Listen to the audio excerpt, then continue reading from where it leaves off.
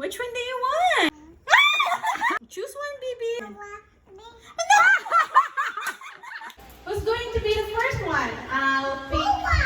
Wawa daw. Wawa. Choose one for Wawa. Give it to Wawa. Okay. Give it to Don't Wawa. open yet. Give it to Tita. Give it to Tita. Yay! Give it to Mommy. And then the last one, give it to Daddy. Yay! Okay. At the count of 3, you open your envelopes. 1, 2, 3. Yay!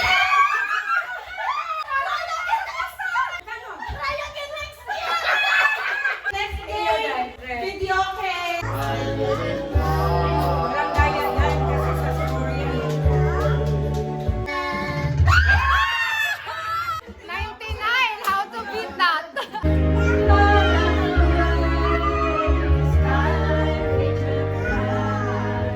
Okay, tingnan natin ang score ni nanay.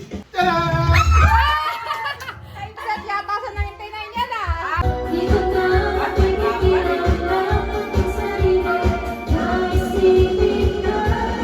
Okay, tingnan natin kung anong score. Ay! Nakaset na yata sa 99 yan. Pag ako nag-85, tinaya ako dito. Wala pa nga, ulitin.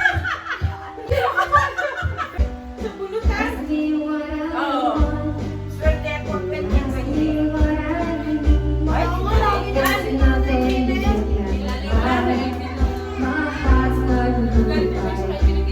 Excited ako guys, tingnan natin.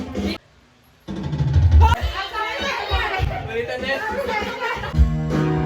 Your love is like a river that flows down through the breeze.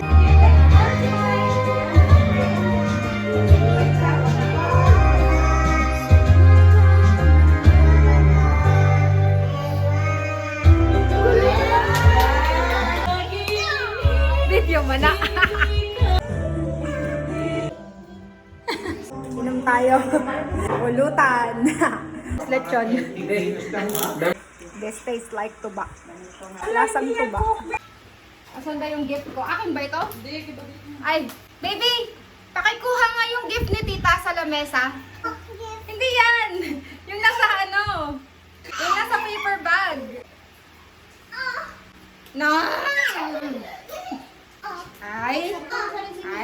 Ay, nako. Hindi na yan isasama sa taas. Makulit. Dito. Ito ang gift ng ate ko sa akin. Ay, nako. Buksan natin yung regalo ng ate ko sa akin. Yay! Damit. May regalo akong natanggap. Isusukat ko. I'm going to fit it. I'm going to try it on. Ay, nako po sila. Paano tayo nito kikita sa YouTube? Isukat.